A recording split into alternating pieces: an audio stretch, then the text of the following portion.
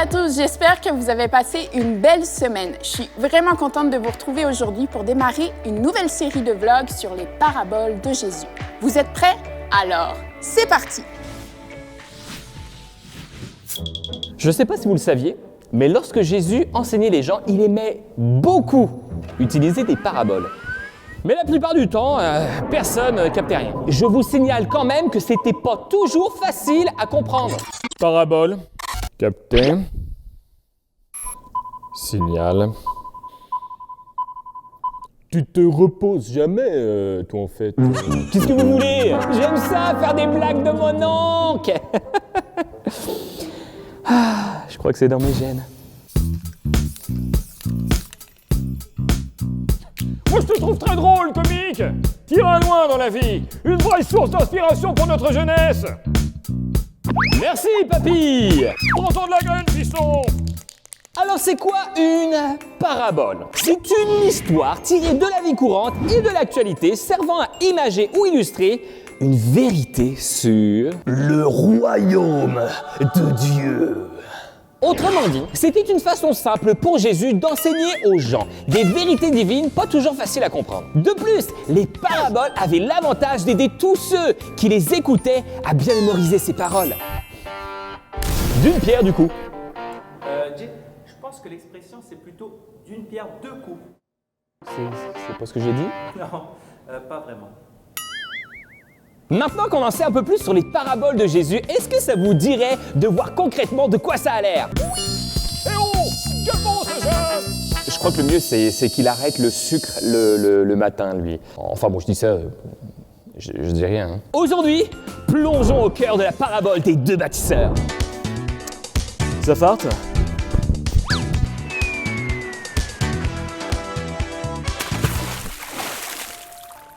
Ainsi, quiconque écoute ce que je viens de dire et le met en pratique sera comme un homme intelligent qui a bâti sa maison sur le roc.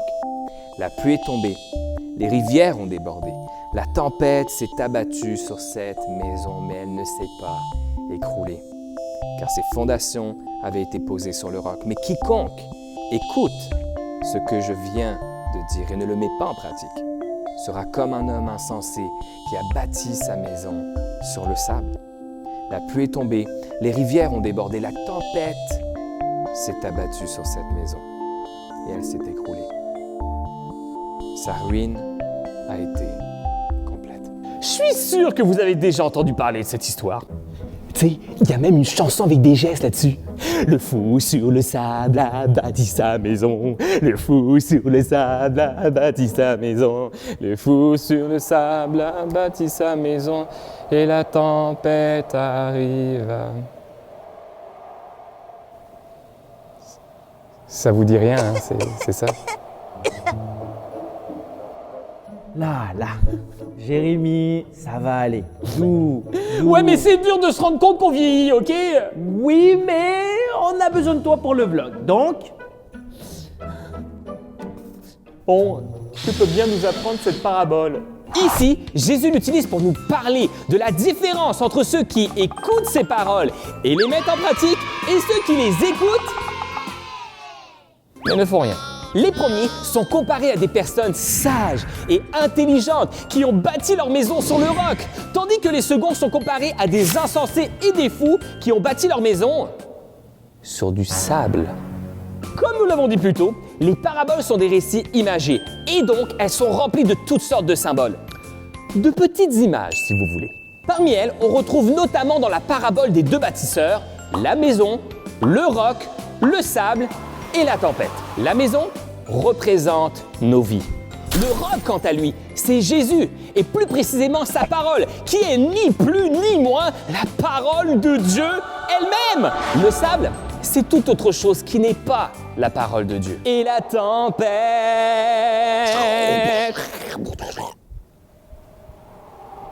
c'est les difficultés et les épreuves de la vie. Et croyez-moi, on est loin de la comédie musicale. Ceci étant dit, voici donc comment nous pourrions traduire cette parabole de Jésus. Dis Siri, peux-tu me traduire cette parabole? Désolé, je ne peux pas traduire depuis cette langue pour le moment.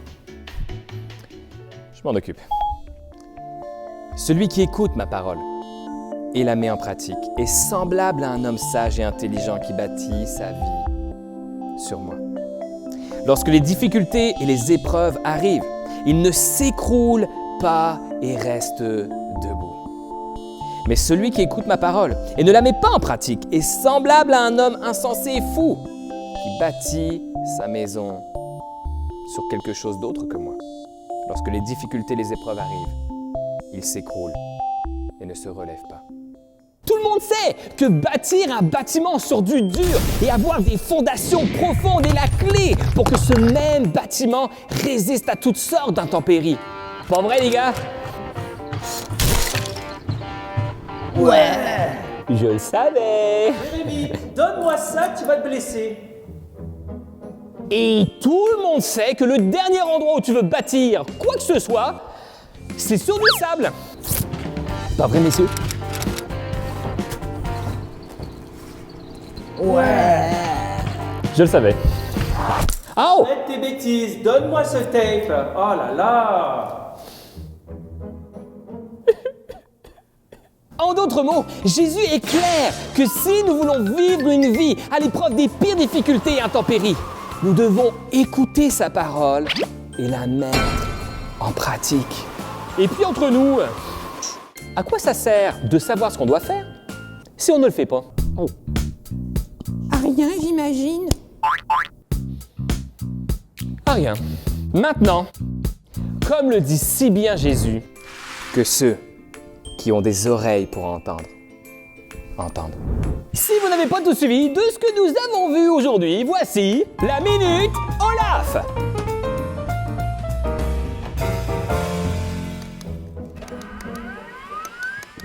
Jésus! J'ai du mal à capter le signal! Le signal pour... Bah, je sais pas! Dis, il arrête pas de parler de parabole!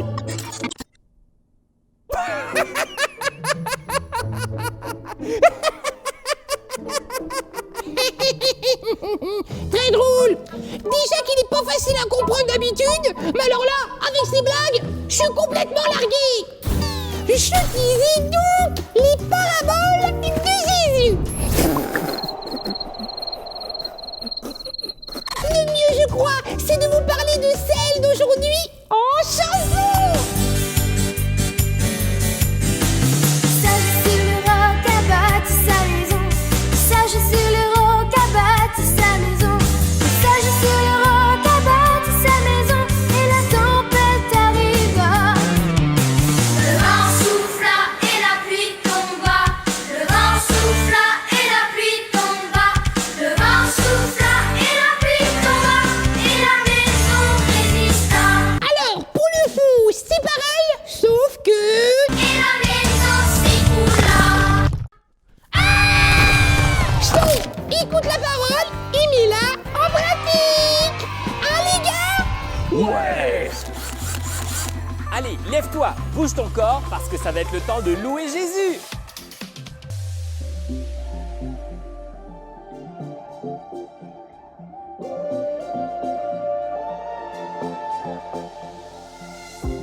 Quand la nuit tombée, l'angoisse surgit.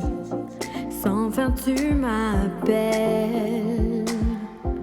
Quand ma foi faiblit et l'espoir tarit, tu es mon appui.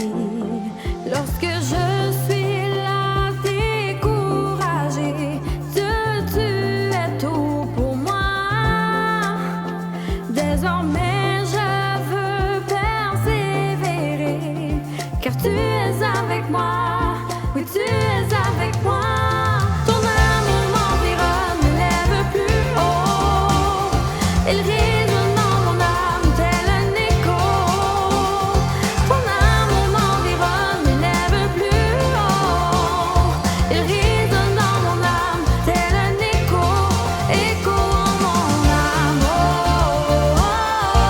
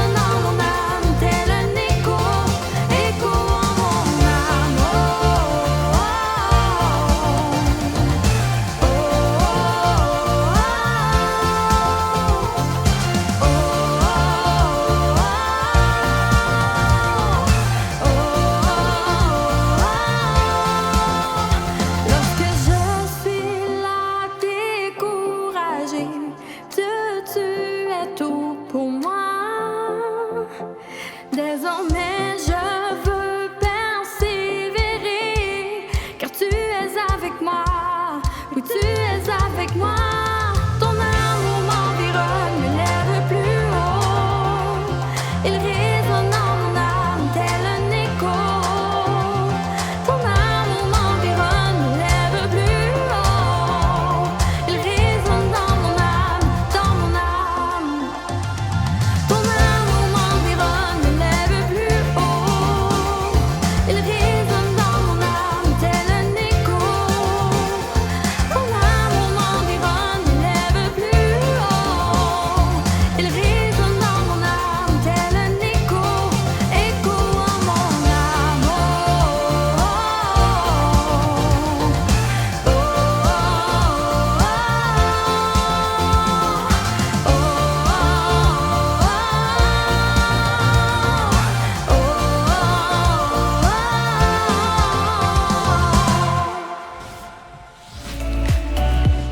Wow! Merci Jay et Diego pour cette histoire. Si tu as envie de revoir le vlog d'aujourd'hui ou les précédents, ou encore si tu veux les partager à tes amis, tu peux retrouver toutes nos vidéos sur la chaîne YouTube de La Chapelle. Alors, n'hésite pas. Je veux t'inviter aussi à aller voir notre vlogulum d'aujourd'hui. Le vlogulum, c'est quoi? C'est du contenu, des réflexions et des quiz pour aller plus loin dans notre histoire d'aujourd'hui. Tu pourras la retrouver sur l'application de La Chapelle ou directement en description de vlog sur YouTube. Alors, à toi de jouer! Un gros merci d'avoir été avec nous encore aujourd'hui. Je vous souhaite une très belle semaine et un beau dimanche. À bientôt!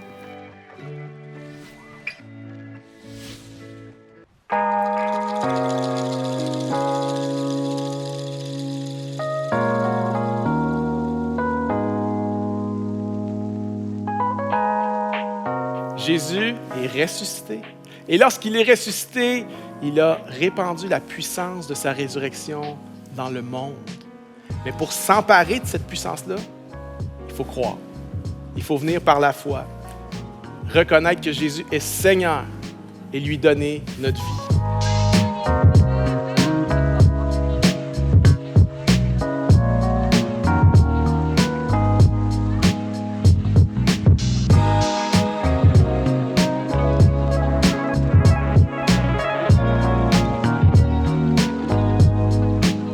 Je crois que ça ressemble à nous. Dieu veut qu'on s'empare de certaines choses. Dieu veut qu'on s'empare de certaines opportunités.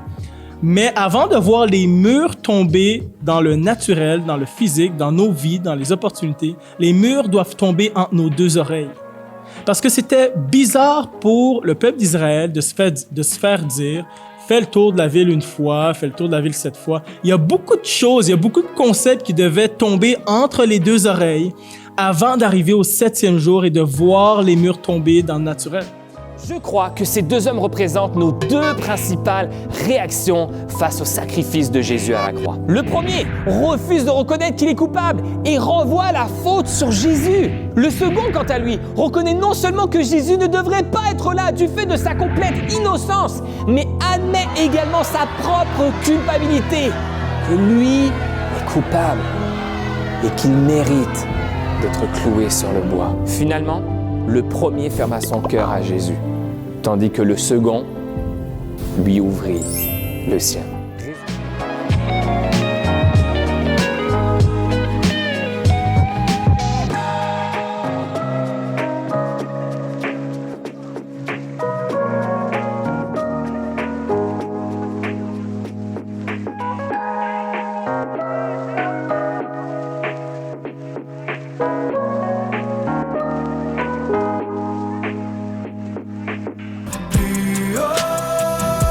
Rien n'est plus haut que la croix, non rien ne dépasse.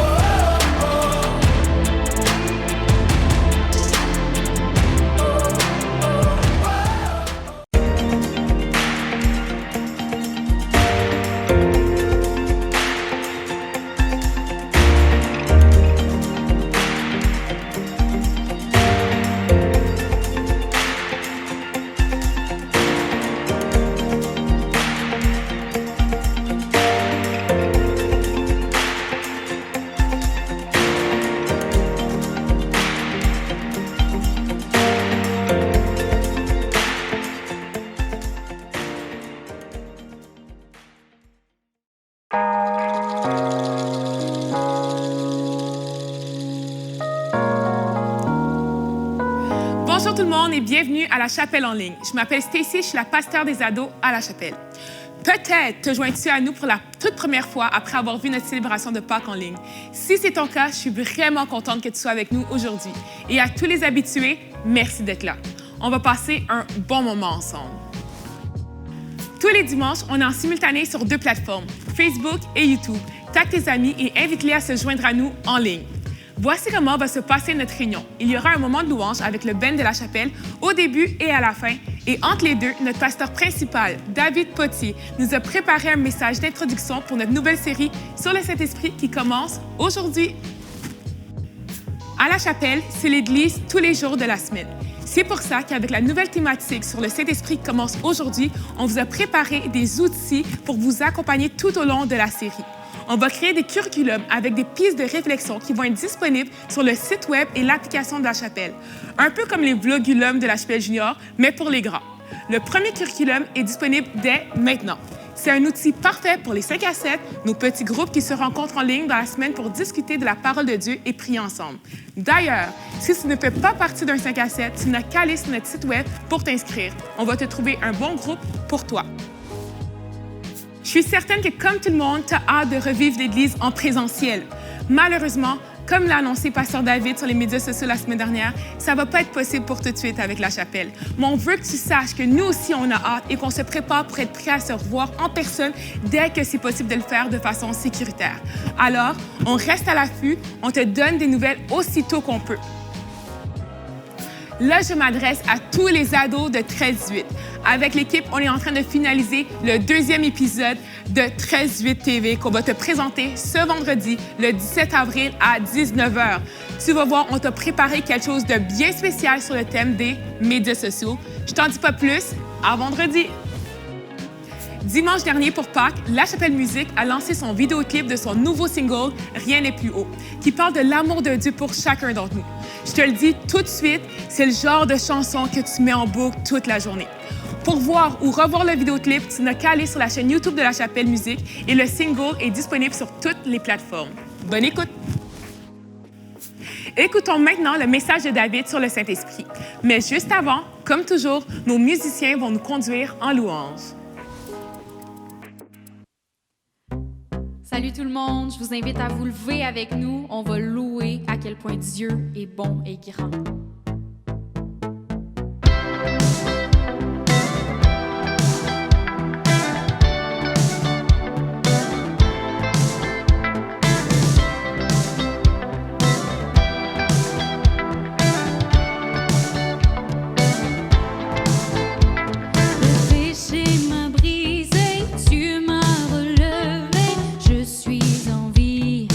Je suis en vie pour ma liberté.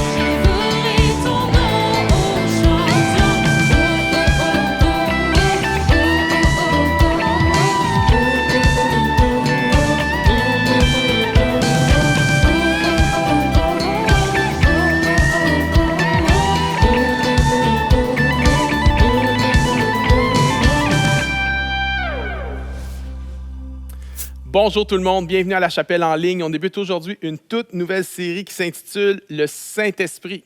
Quand je dis le Saint-Esprit, il y a différentes réactions.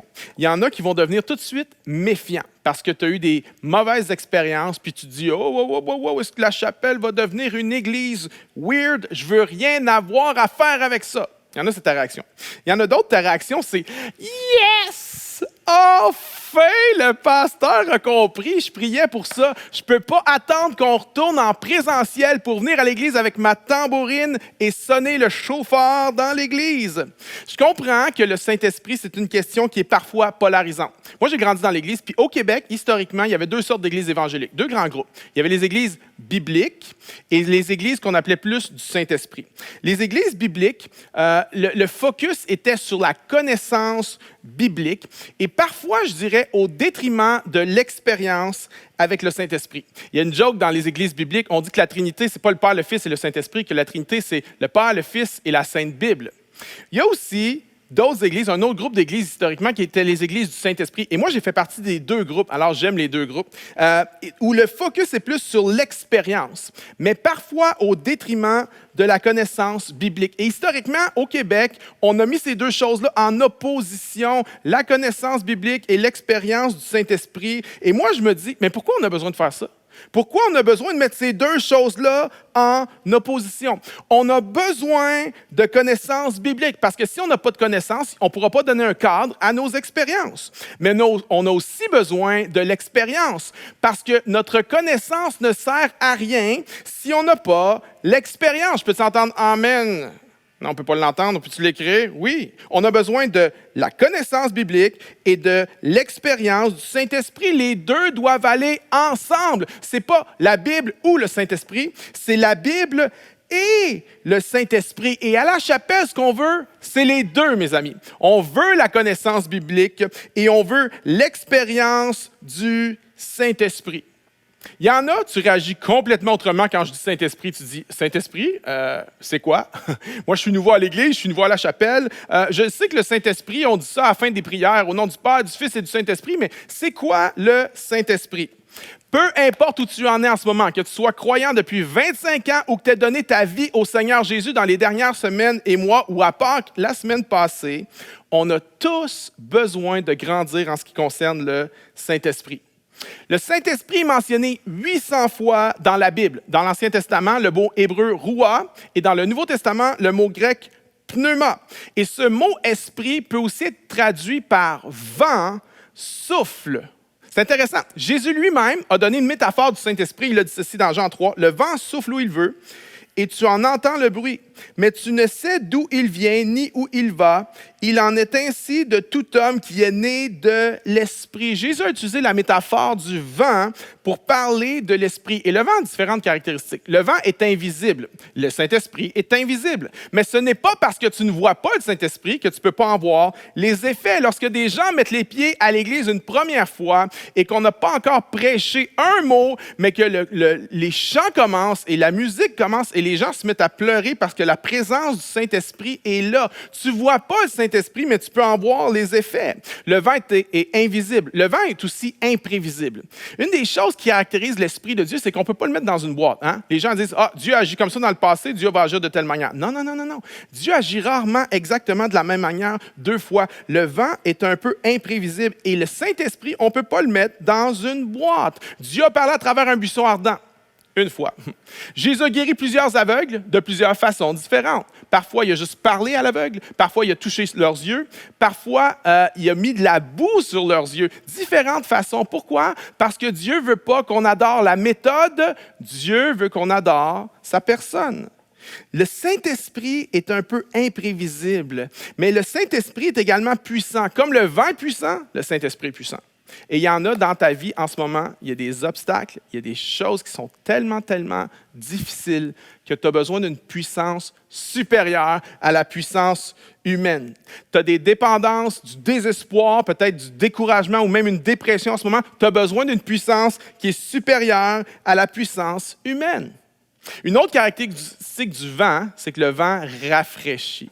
Tu as déjà laissé ta voiture dans un parking l'été alors qu'il y a une canicule, les fenêtres fermées, et quand tu reviens, tu rouvres la porte et il y a l'enfer dans ta voiture. Et là, quand tu entres, tu te dépêches à baisser les fenêtres. Et lorsque les fenêtres sont baissées, c'est comme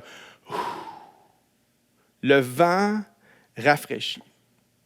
Si on est honnête, là, combien dirait, moi, là, en ce moment, j'ai besoin d'être rafraîchi par l'Esprit de Dieu. Je suis chrétien, j'aime Jésus, mais en ce moment, là, c'est sec, c'est chaud et j'ai besoin de la fraîcheur du Saint-Esprit dans ma vie. Ne manque pas aucun des prochains dimanches. On va regarder à différentes facettes du Saint-Esprit. On va parler du fruit de l'Esprit, des dons de l'Esprit, la sanctification de l'Esprit, la prière du Saint-Esprit, la plénitude du Saint-Esprit. Et le titre d'aujourd'hui, je vais faire une introduction à cette série. Le titre est « Qu'est-ce que le Saint-Esprit? » Non.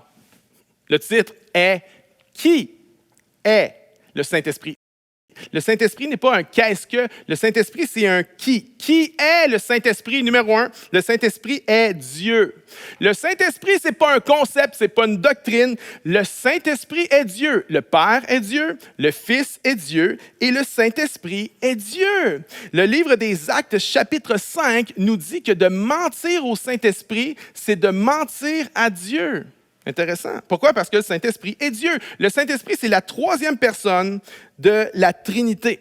Il y a plusieurs versets dans la Bible qui mentionnent la Trinité, Père, Fils, Saint-Esprit, dans le même verset. Par exemple, Luc 3, 22, « Et le Saint-Esprit descendit sur lui », ça c'est au baptême de Jésus, sous la forme corporelle d'une colombe, et une voix se fit entendre du ciel ces paroles, « Tu es mon Fils bien-aimé, en toi j'ai mis toute mon affection. » On voit aussi le Saint-Esprit, le Fils et le Père. Lorsque Jésus a donné la grande mission à ses disciples dans Matthieu 28, il a dit ceci, « Allez, faites de toutes les nations des disciples, les baptisant au nom du Père, du Fils et du Saint-Esprit. » Encore là, la Trinité. Le premier chapitre de la Bible ouvre avec la Trinité. « Au commencement, Dieu créa les cieux et la terre. La terre était informe et vide, et il y avait des ténèbres à la surface de l'abîme, et l'Esprit de Dieu se mouvait au-dessus des eaux. » OK, Dieu, l'Esprit. Verset 3, Dieu dit que la lumière soit. Verset 3, Dieu dit, lorsque Dieu parle, c'est la parole de Dieu. Jésus est appelé la parole de Dieu. On a le Père, on a l'Esprit et on a le Fils dans le premier chapitre de la Bible. Et dans le dernier chapitre de la Bible, Apocalypse 22, on a le Père qui est sur son trône, on a l'agneau, le Fils qui est sur son trône et on a l'Esprit qui parle. Le Père, le Fils, le Saint-Esprit. Une autre façon d'expliquer la Trinité, c'est la suivante. OK? Dieu veut nous révéler sa pensée. Mais comment est-ce que moi, je vais te révéler ma pensée? Par ma parole. OK? Je te révèle ma pensée par ma parole. Comment le Fils de Dieu est appelé? Il est appelé la parole de Dieu. Alors, le Fils de Dieu, c'est l'expression de la pensée de Dieu. Maintenant, comment ma parole va être compréhensible et audible à toi? Ça va prendre quelque chose, ça va prendre le souffle. Il y a le vent. Ma parole va être soufflée et elle va être intelligible et elle va être audible à tes oreilles. OK? Il y a Dieu. Le Fils, c'est l'expression de la pensée de Dieu. Il est la parole de Dieu. Et le Saint-Esprit, c'est le souffle qui rend cette parole-là audible et compréhensible. Il y en a qui disent, attends un peu, l'affaire de Trinité, là, ça n'a pas de sens. Un seul Dieu, oui. En 3 personnes, oui. Mais tu dis, mais comment ça se peut? C'est un mystère, mes amis. C'est un mystère. Mais un mystère n'a pas besoin d'être stupide. J'ai entendu parler d'un prédicateur qui avait dit un moment donné dans une prédication, vous savez, au ciel, les mathématiques sont différentes. Au ciel, 1 plus 1 plus 1, ça ne fait pas 3. Au ciel, 1 plus 1 plus 1, ça fait 1. Et là, tu te dis, mais voyons, 1 plus 1 plus 1, ça fait 1. 1 plus 1 plus 1, ça fait pas 3. Et il y a un des pères de l'Église qui a symbolisé la Trinité d'une manière vraiment, vraiment intéressante. Je veux vous montrer ça. Venez avec moi sur le tableau. OK? Il y a un des pères de l'Église qui a dit ceci. Tout ce qui concerne la personne divine, absolument tout part du Père. OK? Mais le Père se révèle comment à nous? Le Père s'est révélé par le Fils. Le Fils était l'expression de la personne du Père, le rayonnement de sa gloire. Tout ce qui concerne la personne divine part du Père, mais ça nous est révélé par le Fils. Le Fils est venu nous démontrer le Père. Mais lorsque le Fils est retourné vers le Père, le Fils a envoyé le Saint-Esprit. Et le Saint-Esprit nous révèle le Fils. Le Saint-Esprit ne parle pas de lui-même. Le Saint-Esprit ne pointe pas vers lui-même. Il pointe vers le Fils. Mais le Fils, lui, qu'est-ce qu'il fait? Le Fils pointe toujours vers le Père. Mon Père m'a dit, je ne fais pas ma volonté, je fais la volonté de mon Père. Le Fils pointe vers le Père. Et vous avez cette danse qu'on appelle la danse de la Trinité. Et étrangement, voyez-vous, ce symbole-là ressemble à quoi? Ça ressemble au symbole de l'infini. Alors, ce n'est pas qu'au ciel, 1 plus 1 plus 1 font 3. Non, non, non. C'est que le Père, le Fils et le Saint-Esprit représentent l'infini. Voyez-vous, c'est un mystère, oui, mais ce n'est pas un mystère stupide. Ce n'est pas un mystère qui n'a pas de sens. Je retourne ici. Attention à ne pas dire « j'ai pas besoin du Saint-Esprit ». Attention à dire « moi, j'ai le Père, j'ai le Fils, je suis correct ». Non, non, non. De dire « j'ai pas besoin du Saint-Esprit », tu sais ce que ça veut dire? Ça veut dire « j'ai pas besoin de Dieu ». Attention! Le Saint-Esprit est Dieu. Numéro 2, le Saint-Esprit est une personne. La Bible ne réfère jamais au Saint-Esprit comme étant simplement une force ou une chose. La Bible décrit le Saint-Esprit dans des termes qui le personnifient. Par exemple, le Saint-Esprit a des émotions. Éphésiens 4:30. N'attristez pas le Saint-Esprit, des émotions. Le Saint-Esprit a une volonté. 1 Corinthiens 12. Un seul et même esprit opère toutes ces choses, les distribuant à chacun comme il veut. Le Saint-Esprit a une volonté. Le Saint-Esprit a des émotions. Et le Saint-Esprit a une intelligence. Romains 8 dit, « Et celui qui sonde les cœurs connaît quelle est la pensée de l'Esprit. » L'Esprit a des émotions. L'Esprit a une volonté. L'Esprit a une intelligence. L'Esprit est une personne. Le Saint-Esprit, c'est une personne. Ce n'est pas une force, ce n'est pas une doctrine, c'est une personne. Et le plus grand problème qu'on a, je crois, dans l'Église moderne, c'est ceci. On sait que le Saint-Esprit est une personne, mais dans notre interaction avec lui tous les jours, on agit comme s'il était simplement une force. Lorsque des croyants disent « moi, je veux la puissance du Saint-Esprit », c'est bien, c'est une bonne chose. Mais la question plus deep à ça, c'est est-ce que tu veux la puissance, est-ce que tu veux les manifestations de l'Esprit? Ou bien tu veux premièrement la personne du Saint-Esprit. Souvent, on veut la puissance sans la personne. Mais ce qu'on doit vouloir et rechercher, c'est la personne, et avec la personne vient la puissance. On a souvent réduit le Saint-Esprit à quelque chose de fonctionnel. Je me souviens, il y a quelques années, j'avais regardé ce reportage qui m'avait crevé le cœur à la télé nationale. C'était un documentaire sur des personnes, des adultes, qui visitent seulement leurs parents âgés, seulement quand ils ont besoin d'argent. C'était sur les personnes âgées qu'on manipulait pour de l'argent. C'était une relation qui était juste pour aller chercher quelque chose. Une relation qui... Je n'ai pas de relation avec toi, je n'ai pas d'intérêt envers toi, je ne veux pas vraiment être en communion avec toi, tout ce que je veux, c'est ton argent. Et je me suis dit, cette semaine, parfois on est comme ça avec le Saint-Esprit, hein? On veut la puissance du Saint-Esprit. On veut que le Saint-Esprit intervienne. On veut que le Saint-Esprit fasse un miracle. On veut que le Saint-Esprit agisse avec puissance. Mais est-ce qu'on veut la personne du Saint-Esprit? Je crois qu'on doit aspirer, oui, à la puissance du Saint-Esprit. Amen. Mais ça ne doit pas être notre plus grande aspiration. Je crois que notre plus grande aspiration doit être la personne du Saint-Esprit. Le Saint-Esprit est Dieu. Le Saint-Esprit est une personne. Et 3, le Saint-Esprit est un consolateur. En fait, il est le consolateur. Dans Jean 14, 15 et 16, ce sont les moments juste avant que Jésus va aller être crucifié, il va mourir, il va faire ce dernier discours à ses disciples. Et dans Jean 14, 15, 16, Jésus va faire un grand speech. Et la majorité du temps, il va parler de quoi?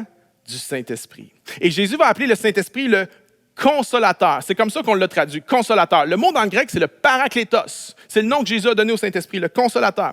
Et les traducteurs ont un peu des différentes opinions sur comment on devrait traduire paraklétos. Certains vont traduire consolateur, d'autres vont traduire défenseur, aide, intercesseur, avocat. Savez-vous pourquoi? Parce qu'en fait, on n'a pas en français un mot assez riche pour traduire toutes les nuances et toute la richesse de ce que c'est le paraklétos. Alors, on a choisi différents mots dans différentes traductions. Ce consolateur-là, ce Saint-Esprit-là, va agir de façon différente et il est absolument absolument essentiel à notre croissance avec Dieu, à notre relation avec Dieu, à notre marche avec Dieu, à vivre la puissance de Dieu dans nos vies. Le Saint-Esprit a différents ministères. Laissez-moi vous faire un petit éventail très, très rapide des ministères du Saint-Esprit. Dans Jean 14, 16, Jésus dit ceci. « Et moi, je prierai le Père, et il vous donnera un autre consolateur, le Saint-Esprit, afin qu'il demeure éternellement avec vous, l'Esprit de la vérité que le monde ne peut recevoir, parce qu'il ne le voit point et ne le connaît point, mais vous, vous le connaissez, car il demeure avec vous et il sera en vous. » Ça, c'est huge, mes amis. Jésus était Emmanuel, Dieu avec nous. Et Jésus dit, le Saint-Esprit va venir. Ah oui, il va être avec vous, mais ça va être une coche de plus. Il ne va pas seulement être avec vous, il va être en vous. C'est pour ça que l'apôtre Paul a dit que Christ en nous, le Saint-Esprit, c'est l'espérance de la gloire. Le Saint-Esprit, c'est quoi? Il est avec nous, mais il est aussi en nous. Qu'est-ce qu'il fait d'autre? Jean 14, 26. Mais le Consolateur, encore Jésus qui parle, l'Esprit Saint que le Père enverra en mon nom, vous enseignera toutes choses et vous rappellera ce que je vous ai dit. C'est le Saint-Esprit qui nous rappelle les paroles de Jésus. C'est le Saint-Esprit, lorsqu'on est en train de prendre une direction qui est contre la parole de Dieu, contre les commandements du Seigneur. C'est le Saint-Esprit qui rappelle à ton esprit les commandements de Jésus. C'est le Saint-Esprit qui dit, hey, qu'est-ce que tu fais là? Un autre, Jean 16, 8. Et quand il sera venu, il convaincra le monde en ce qui concerne le péché, la justice et le jugement. Ça, c'est un autre job du Saint-Esprit, convaincre de péché, de justice et de jugement. Regardez au verset 9. En ce qui concerne le péché, parce qu'il ne croit pas en moi, la justice, parce que je m'en vais au Père et que vous ne me verrez plus, le jugement, parce que le prince de ce monde est jugé. Le Saint-Esprit, sa job, là, un de ses ministères, c'est de convaincre. Convaincre de quoi? De péché. As-tu été convaincu de péché? Est-ce que tu as eu cette révélation-là qui vient du ciel que je suis pécheur? Tu n'es peut-être pas une mauvaise personne, mais tu n'es pas une assez bonne personne pour pouvoir accéder à Dieu. Tu es pécheur. Est-ce que tu as eu cette conviction-là de péché dans ta vie? La mère de ma femme est une personne qui a mené une vie exemplaire. Elle n'a jamais presque rien fait. Tu sais, les gros trucs, là, les gros péchés. Là, elle n'a jamais fait ça. Et lorsqu'elle a donné sa vie au Seigneur Jésus-Christ, elle ne comprenait pas pourquoi elle avait besoin d'être pardonnée, parce qu'elle disait, je suis une super de bonne personne, j'ai jamais rien fait de pas correct, j'ai jamais fumé, j'ai jamais bu, j'ai jamais trompé mon mari. Elle disait, mais moi, je n'ai pas besoin de me repentir de mes péchés. Et lorsqu'elle est venue au Seigneur Jésus, le pasteur, il dit, mais tu sais, André, il n'y a pas juste les gens qui ont fait des gros péchés qui ont besoin de se repentir de leurs péchés. Tout le monde a besoin. Il m'a dit, je ne comprends pas. Alors, le pasteur a dit, bien, on va faire quelque chose. Je vais prier pour toi, puis je vais demander au Saint-Esprit qui te montre comment tu as besoin d'être pardonné.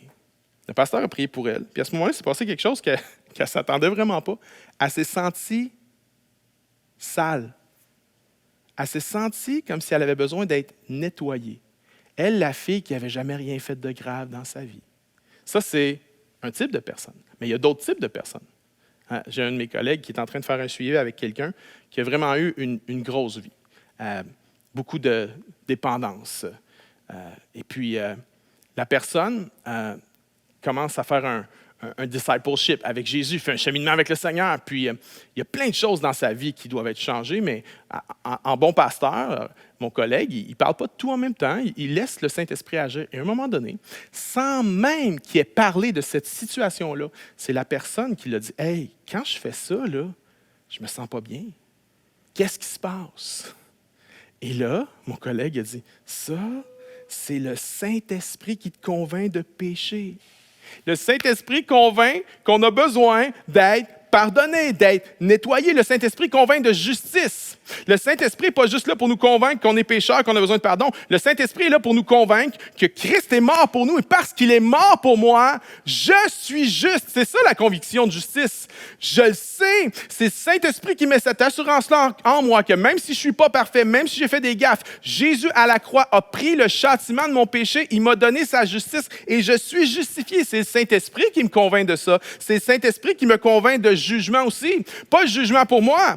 Le Saint-Esprit me convainc que parce que je suis justifié par Jésus, je n'ai pas à apparaître en jugement et que le jugement est réservé pour Satan et pour ses anges à lui. Le Saint-Esprit me convainc de jugement, de péché, de justice et de jugement. Quelle conviction à avoir! Mais ça, c'est le Saint-Esprit qui fait ça.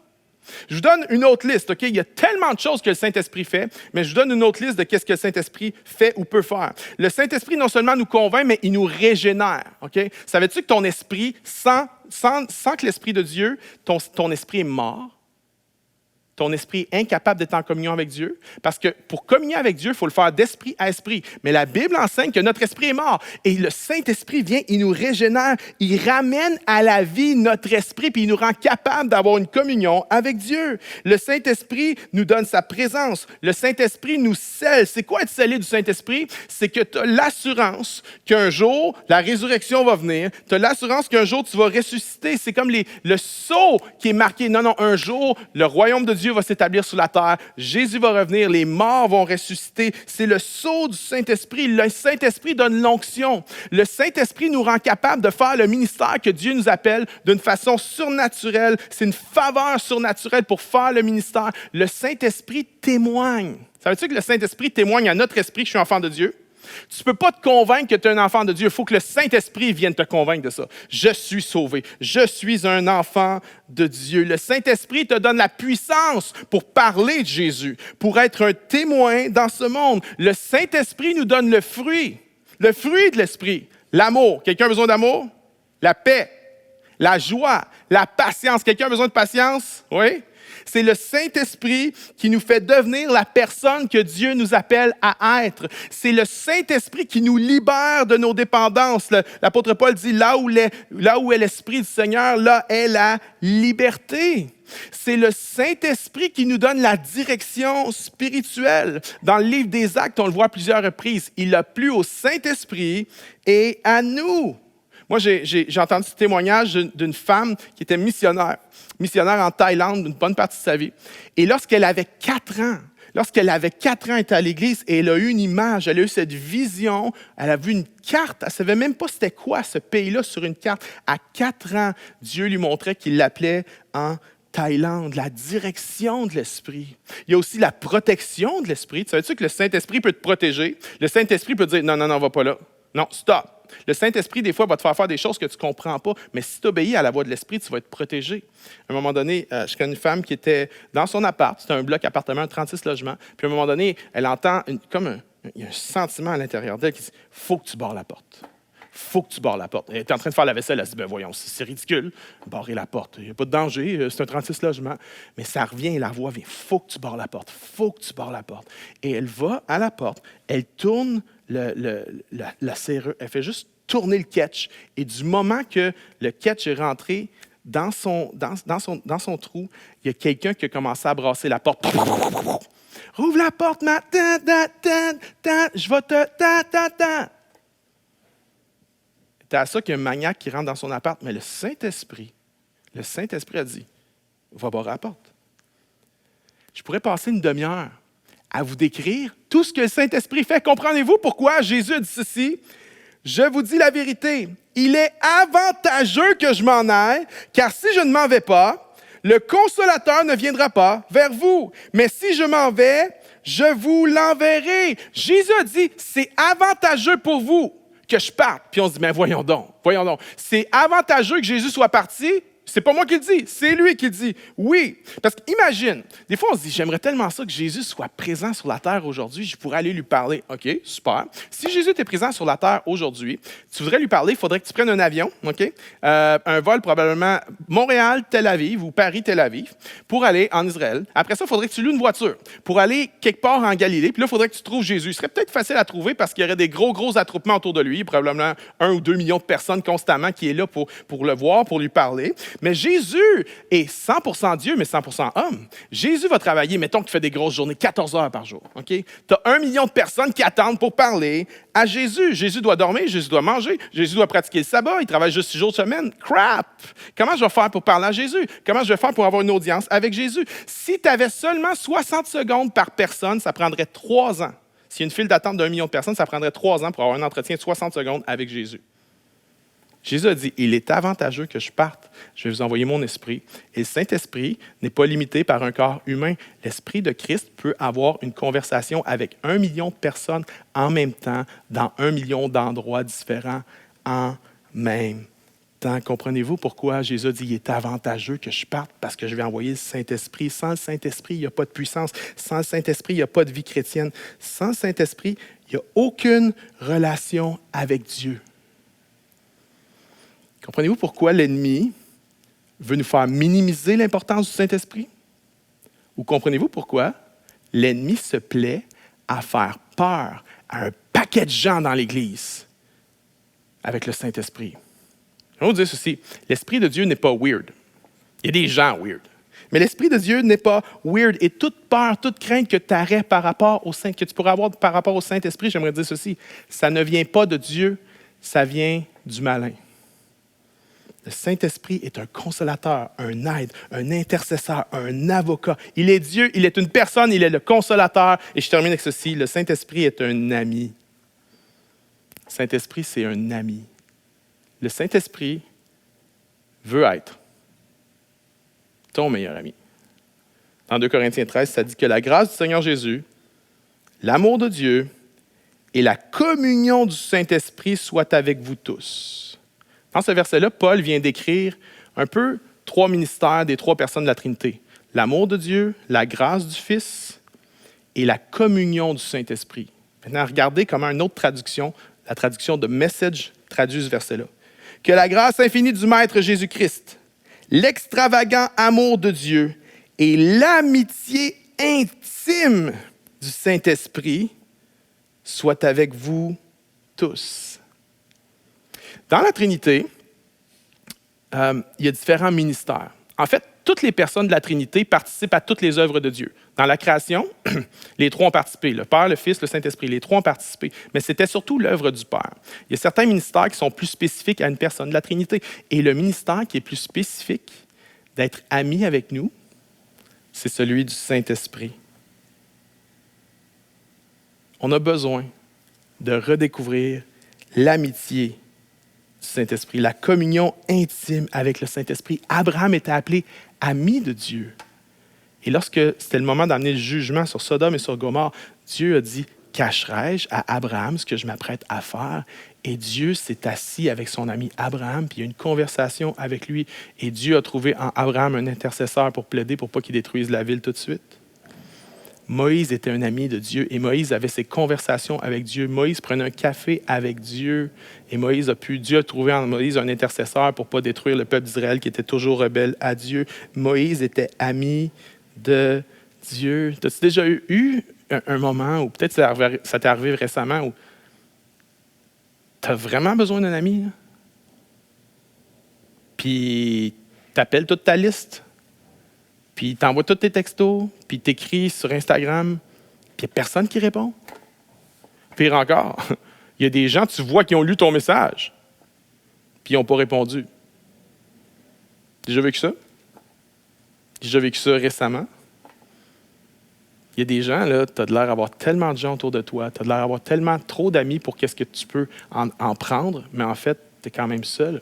J'aimerais dire, le Saint-Esprit, lui, est toujours disponible. Et le Saint-Esprit, non seulement il est disponible, mais le Saint-Esprit languit pour être en amitié avec nous. C'est fascinant quand tu y penses, parce que le Saint-Esprit, c'est la personne qui nous connaît le mieux.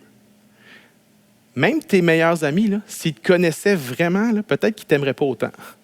Mais le Saint-Esprit nous connaît parfaitement, mais malgré qu'il nous connaît parfaitement, il nous aime aussi inconditionnellement. Le Saint-Esprit languit pour être ami avec nous. Le Saint-Esprit sait très bien combien de fois dans le passé on l'a blessé. Le Saint-Esprit sait très bien combien de fois dans le futur on va le tromper.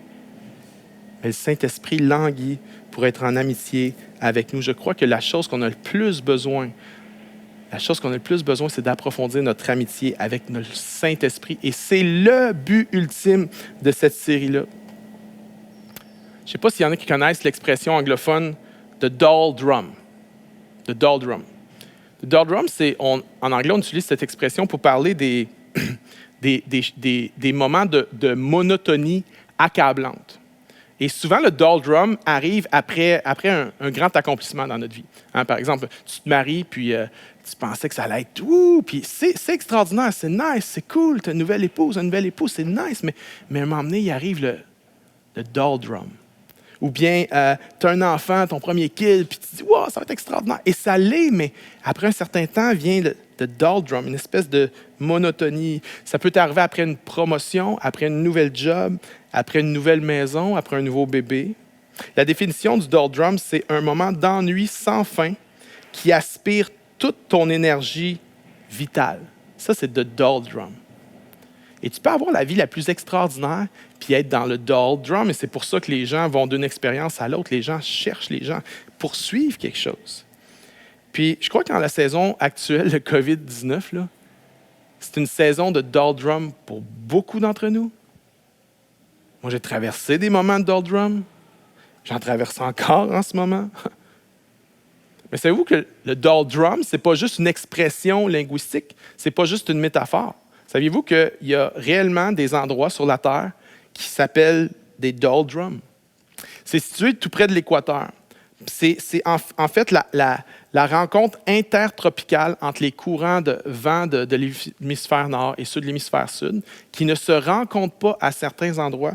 Et il existe dans l'océan des endroits où il n'y a pas de vent. Zéro vent. C'est extraordinaire, on va sortir le maillot de bain, on va... Non. Ces endroits-là sont comme des déserts sur l'océan. Étant donné qu'il n'y a aucun vent, la chaleur est accablante. Et lorsqu'un bateau se retrouve dans un doldrum, lorsqu'un voilier se retrouve dans un doldrum, il ne peut plus avancer. Sans vent, le bateau va nulle part. Et la seule option qui reste au bateau, c'est essayer de pagayer, mais tu ne peux pas pagayer, tu ne peux pas faire un effort physique dans un doldrum. C'est comme de te retrouver au milieu du désert. Et avant que les bateaux motorisés soient inventés, lorsqu'un voilier tombait dans une zone de doldrum, il risquait littéralement la mort. Si on est honnête en ce moment, il y a beaucoup de gens qui traversent une zone de doldrum. Puis il y en a peut-être qui ont essayé de dire « il n'y a plus de vent, mais... Ah ouais, on va bagayer. Tu t'es vite aperçu que la chaleur tape trop.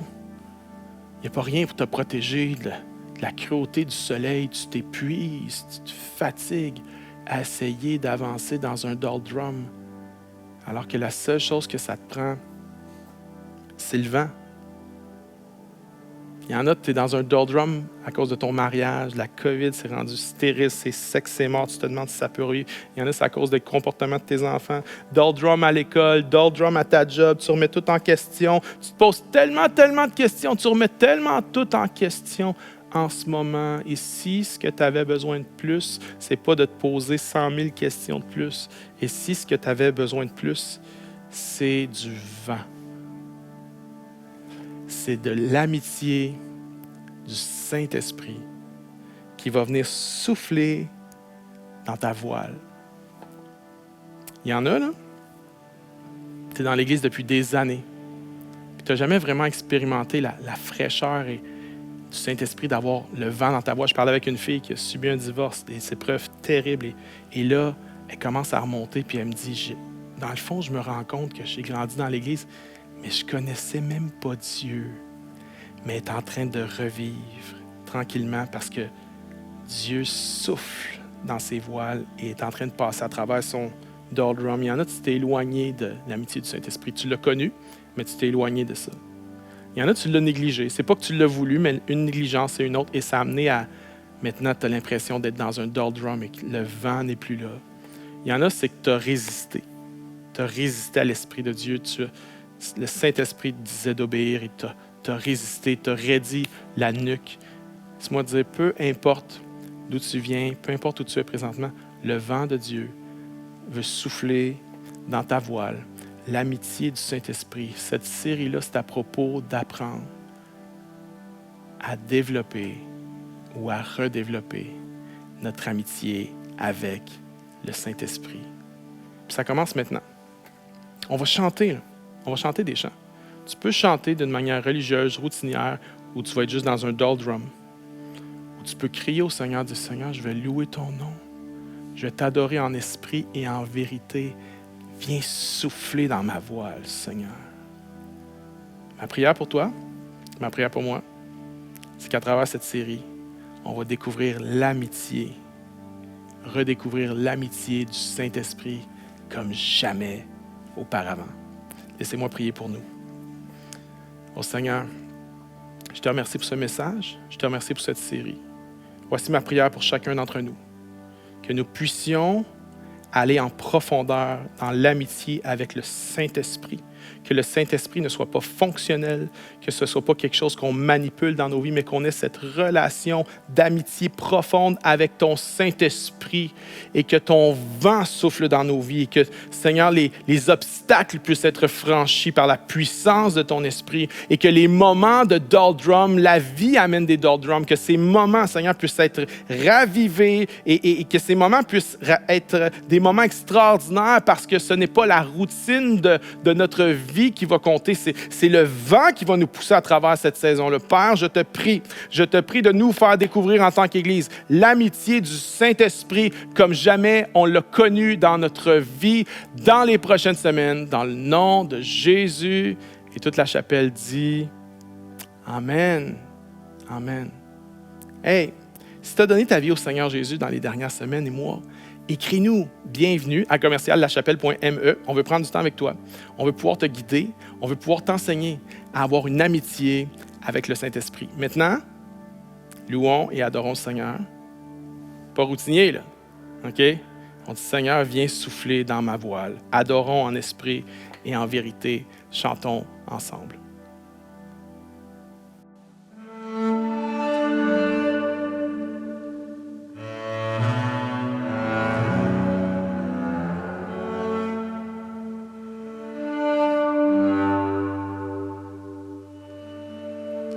Tu es notre espoir, rien n'a plus de valeur, rien n'est aussi grand et rien n'est plus beau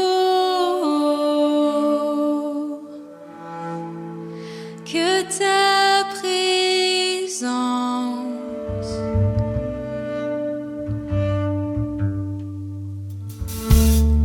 J'ai vu, j'ai goûté l'amour le plus doux, mon cœur est enfin libre et ma honte disparaît.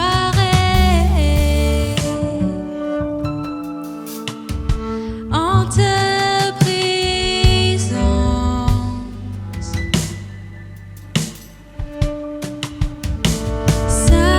Saint-Esprit, tu es le bienvenu, que ta présence vienne inonder ce lieu. Seigneur, nos cœurs soupirent après ta gloire. Oh, viens nous saisir par ta présence, oh Dieu.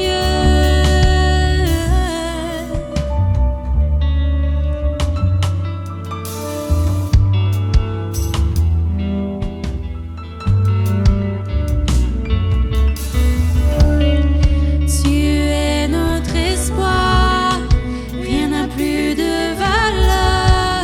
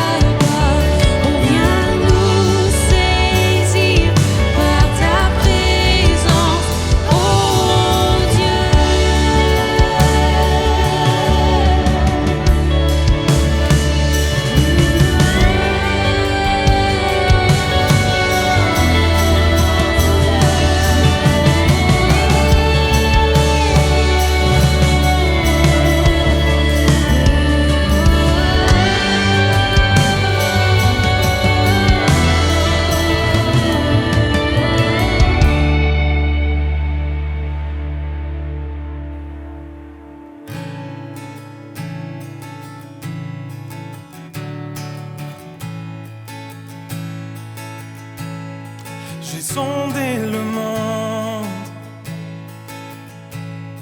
mais rien ne m'a comblé. Les gloires vaines, les trésors ternis n'ont jamais suffi. Puis tu es venu, tu as restauré mon âme, et chaque désir est comblé en toi, en ton amour. Et rien n'est meilleur que toi. Oh non, rien n'est meilleur que toi, Seigneur.